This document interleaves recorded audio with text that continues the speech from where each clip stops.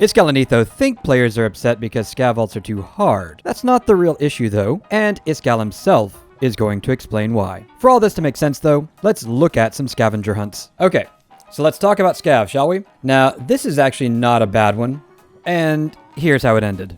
We were 3 short on the blood vials.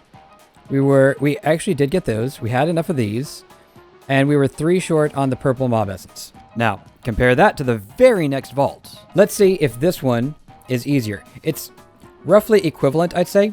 Maybe this one's completable. And here's how that one ended. So we need drown hide, purple mob essence, jars, and cracked scripts. There we go.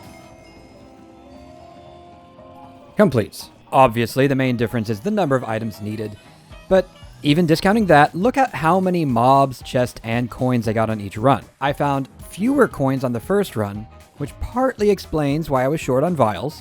I had significantly more mobs though, which means that either I just didn't get the right ones or I didn't get the drops. It's hard to say which, but I got more than enough of that same mob essence on the second run. And that brings us to cake vaults. Iskall recently announced a major overhaul of cake vaults. Most significantly, there is a crate in every room, so you can choose to leave whenever you want. If you keep going, though, you get more loot. And if you collect more cakes, your reward crate keeps getting better. Although, he also said that his test crate may have had too much, so don't get too excited at what you see here. But what's really interesting is why Iskall said the cake vault changes are necessary. Another new thing, in case you haven't seen the update video, is that there's a crate pedestal in every single room. I don't think that the challenge of searching for something that could potentially be there, I feel like it's not the most fun. Not the most fun, eh? I agree. Mad props to Iskall for admitting this. Really. But we need to apply this consistently. And that brings us back to Scavs. Iskall ran a scavenger vault with Etho, and mentioned that players don't seem to like scav vaults, at least not universally. This game is not designed for you to complete every objective if you do a scav. It's designed to complete every elixir. Like, if you really need to complete objectives, you should run elixirs. But scav are supposed to be like risk reward. Emotions of people are like, well, I hate it. You know, I want to complete everything I do. Etho had this to say. Yeah, I always want to be perfect and super successful and nothing ever goes wrong for me, right? Exactly. That's fair enough. Not like I'm playing a video game here. And Etho missed the point completely. Nothing I did in those 2 vaults was actually difficult. My beef with scav vaults is not that they are hard. It's that they aren't fun. And they aren't fun because I never know whether it will even be possible to complete the scav. But I'm not going to give you a problem with no solution. So, what would be both difficult and fun? How can we capture the risk-reward feeling that Iskall really wants? Here are 2 easy ways. First, champions.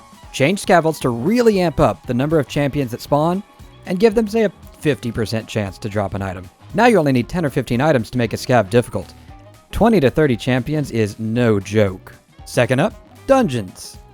Seriously, what better place to put a challenge? Change scav vaults to spawn a dungeon in every room.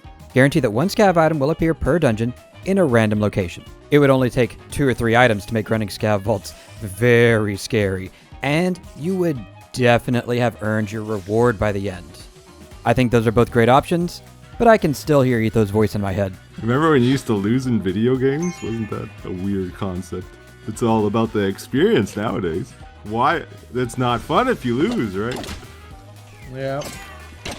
Lame.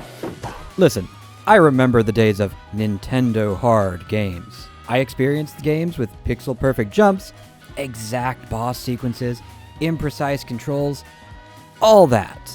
And those challenges have one thing in common. They are always completable with skill. Let's follow that spirit, eh?